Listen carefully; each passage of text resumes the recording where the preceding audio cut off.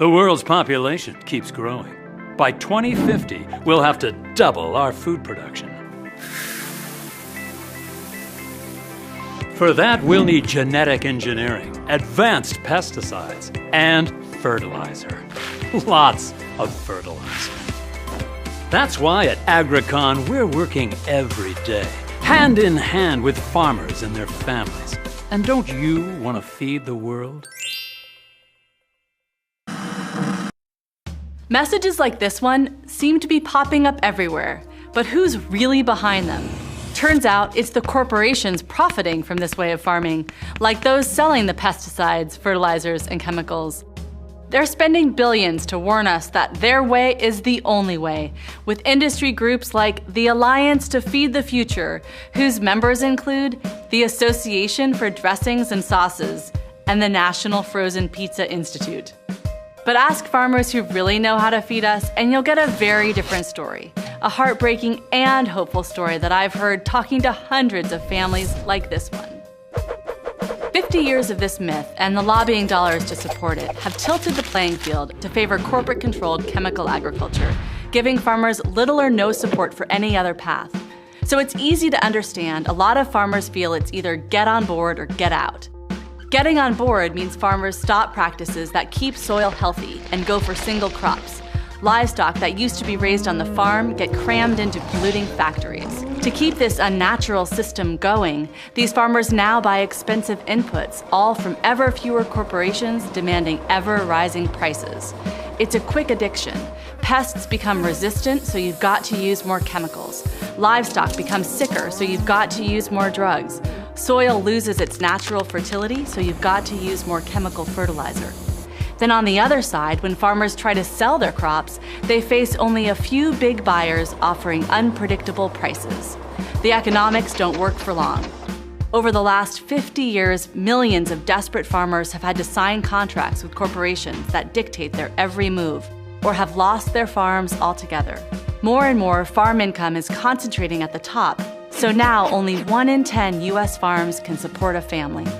In many other countries, a similar thing is happening. Small farmers who buy into the promise that corporate agriculture is the solution often get trapped by debt and dependency. So yes, corporate agriculture is good for some folks, including some of the largest growers, but not the typical farm family. And that's strike one for this myth.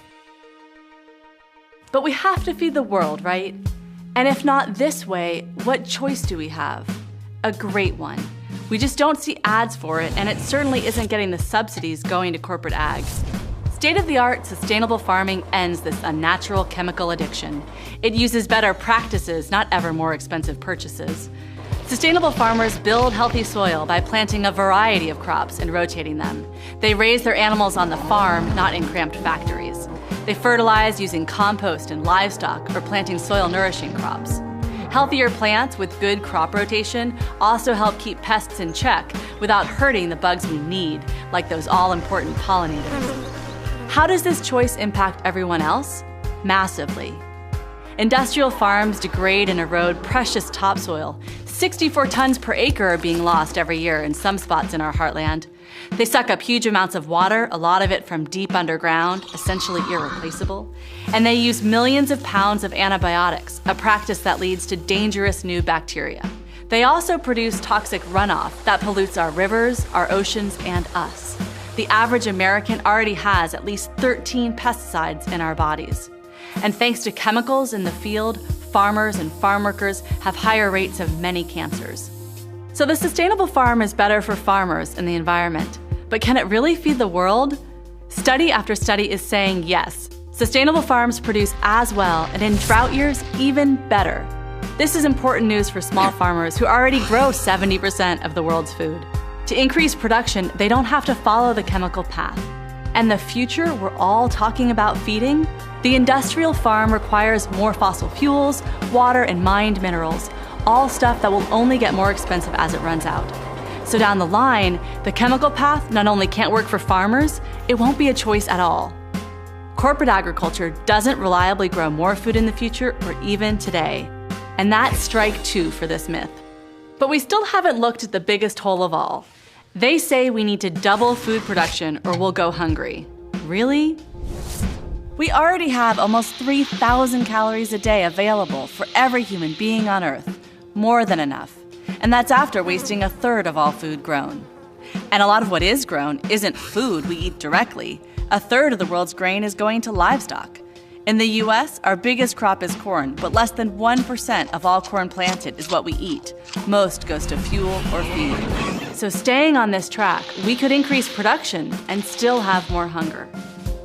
To end it, everybody has to have the power to buy or grow the food they need. And that's what sustainable farming is all about. Strike 3 for this dangerous myth. So the next time someone who makes frozen pizza or toxic pesticides tells you there's only one way to feed the future, tell them their story is full of holes. The evidence is clear. Sustainable farmers prove we all can enjoy healthy food, and we each have power to make this happen. We can redirect our own food dollars and the billions in public money now going into the pockets of big ag. We can stand up and speak out for sustainable farmers here and around the world.